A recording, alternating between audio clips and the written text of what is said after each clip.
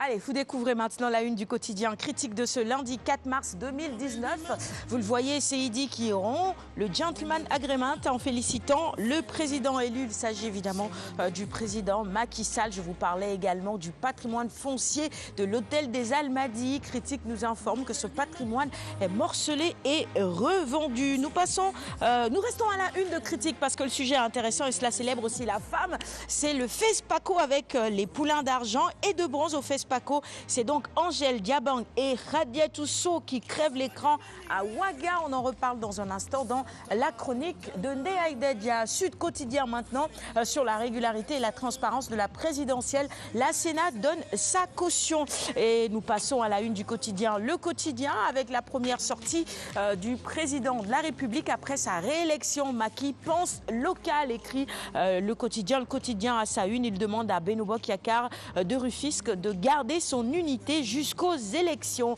L'évidence maintenant sur le deuxième mandat de Macky Sall. Quel sort pour les derniers transhumants? C'est l'interrogation qui barre la une de ce quotidien ce matin. Vox Populi avec justement la perspective des locales de décembre 2019. L'opposition tient son deuxième tour selon Vox Populi avec évidemment ces locales qui se profilent à l'horizon. Direct Info maintenant avec les candidats malheureux à Touba et la victoire de Beno dans le département de Diourbel. Analyse donc à lire ce matin. Nous poursuivons la revue des titres de ce matin avec Dakar Times et les manifestations contre la candidature d'Abdelaziz Bouteflika, conséquence d'une crise en Algérie sur le Sahel.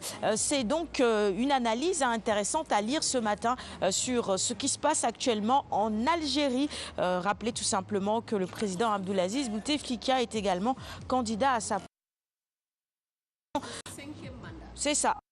C'est ça.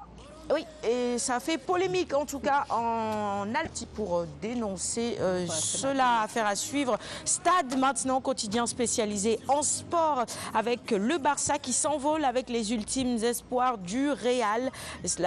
C'est dans le cadre de la Liga lancée vers un 26e titre de champion.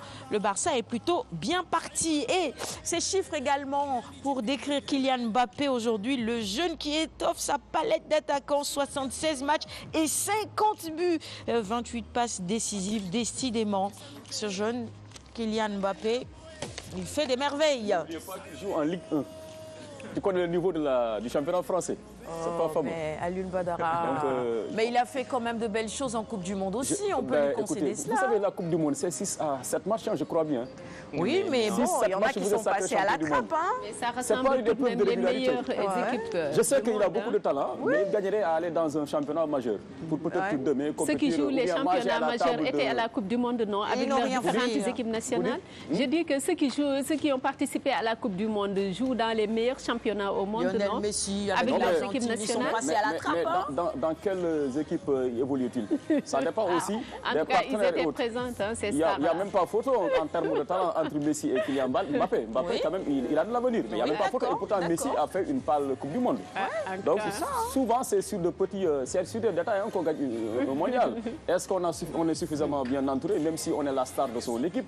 Est-ce que le coach aussi sait vraiment tirer le meilleur du jeu en question? C'est autant de questions, en fait, qu'on se doit de régler avant de prétendre gagner une Coupe du Monde. Et peut-être que Mbappé était vraiment dans une équipe, dans une vraie équipe, contrairement à l'Argentine.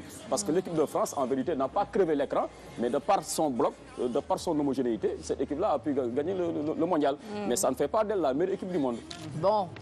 Ça n'enlève pas non plus le talent de Kylian. Non, il a du talent, je n'en disconviens pas. Il a du talent, c'est ce qu'on retiendra de lui. Mais si à chaque journée, vous rencontrez Reims, Guingamp, ou bien, je ne sais pas, Dijon, que sais-je encore?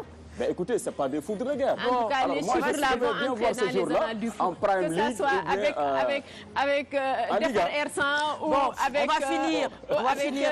Tarika ou de toutes les... Ou Aïnina Fall ou Medina Fall. On lui comptera les chiffres bons. Allez, bon, on termine avec Souniou Lom, justement, avec Pape Diop. Boston qui prévient Modlo, ce sera difficile de détrôner Eumeu-Sène. Voilà, c'est ça, on comprend, hein, on le devine aisément, ce ne sera pas évident de détrôner Eumeu-Sène.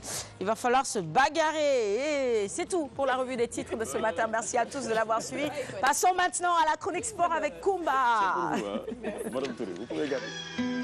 Gotta wake up early in the morning. C'est le championnat français. Je vais démarrer d'ailleurs ça. Bon, tu démarres en Europe justement. Tu parles du championnat français en démarre. Avec les Amiens, oui.